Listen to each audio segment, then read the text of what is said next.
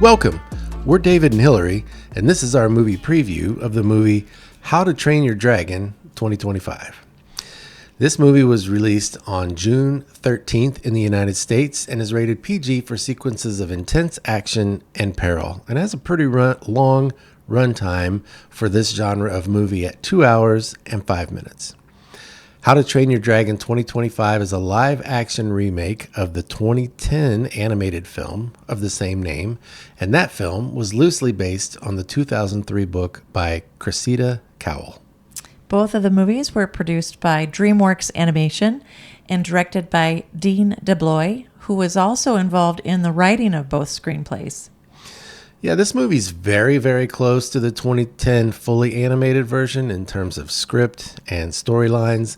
So, Hillary, why should people go to see it? Oh, okay. So if you liked the first one, you should go see it. Okay. If you like family-friendly action adventure, you should go see it. All right. If you like dragons, you should go see it. Well, yeah. If you like good movies, you should go see it. Well, it sounds like you just think people should go see it. Basically, yes. And I'll tell you why. It was one of our kids' favorites when it came out the first time. Yeah. So we watched it a lot. I like this movie, and I loved the live action. It obviously made it feel more real. Mm-hmm. You could kind of imagine yourself in the story more, and then just good writing, good one-liners, very funny. They did a great job with the one-liners and the comedy. I liked it. It's fun. Well, I had my doubts going in. You know, I've said this in some of our other reviews, but movies that are made for the whole family aren't necessarily my favorite movie. If I'm just like being selfish, what do I want to see? But as a parent and a grandparent, I see the value of family-friendly movies, and I'm glad, you know, that they're out there. I'm just looking for deeper, more challenging content or whatever that's kids gonna go over their head. But this type of movie is usually not really my brand of humor. Right. A lot of times they're kind of cheesy. Quite often the acting's not the highest level. But this movie was made at a higher level, and I liked it a lot more than I thought I would. So none of it was cheesy? Well, I mean, maybe one or two parts. But the acting surprised me.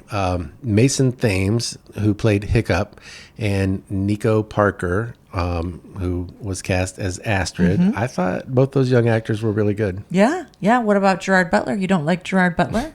Well, I already knew Gerard Butler could act, so that wasn't a surprise.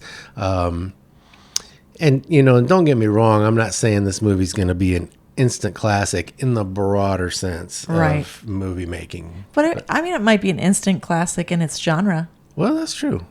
It was probably my first or second favorite family-friendly movie of 2025 so far. Okay, what's the other one? No, I'm going to save that.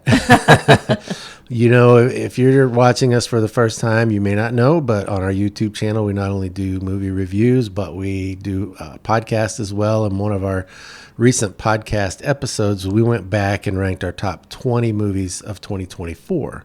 And so I'm not sure when we're going to do that again. We might do a ranking for the first 6 months of 2025. Yeah, I think that's good. Yeah. Mm-hmm. So if we do that, the next time we do a ranking, I'll tell you exactly where I think it should be. But I did like it. I thought the action, the animating, you know, the mix of live action and animating was really good. The acting, for the most part, for that genre was good, and the production value was. I thought it was really good for what it was. Yeah. So, but the other thing that some people, especially parents, are going to be concerned about is what's the content in terms of warnings, and especially for young children. So what should they know about the movie with regards to that? Yeah, sure. So, well, it's PG, so it's really pretty mild. I think it's parents who are mostly going to want to know if their kids can handle it, the little ones. Mm-hmm. Most families have seen the animated version. And so, if you're good with that, your little ones should be able to handle this too. I did feel like during the movie, there were a couple times that I knew it was coming, but there's a couple kind of jump scares a little bit. Yeah. And I just thought because it was live live action, it did seem more realistic and a little extra scary to me. Maybe just a little more. Yeah, more real. Yeah, of everything. So just, you know your kids. Maybe check it out first and see what you think. Sure. I think what I liked the least was there were a couple times when Stoic, Hiccup's dad, swears in like a Viking way, where he actually takes the name of one of their gods in vain. I don't remember the exact phrasing, but he says something about Odin, basically uses it as a swear word. And I mean, I could have done it, but I could have done without that. Well, right. So, but now you're defending the honor of the false gods. Is that what we're doing now?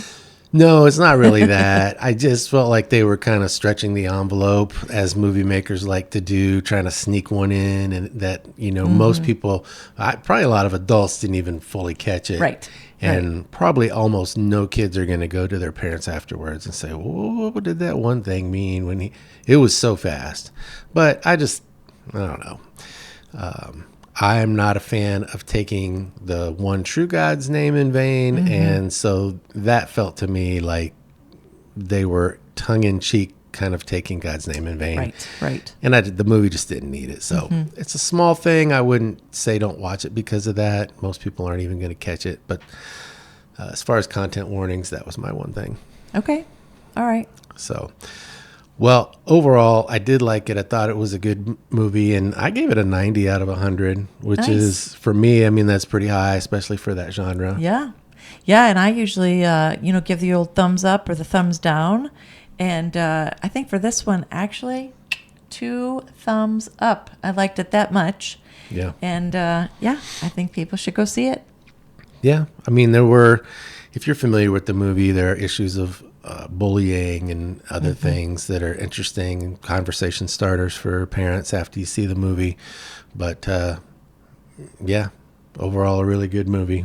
Yep. So, well, thank you for your time. We appreciate it. And obviously we like the movie. We hope if you see it, you like it too. But for now, we're David and Hillary. The movie was How to Train Your Dragon. And that's our preview.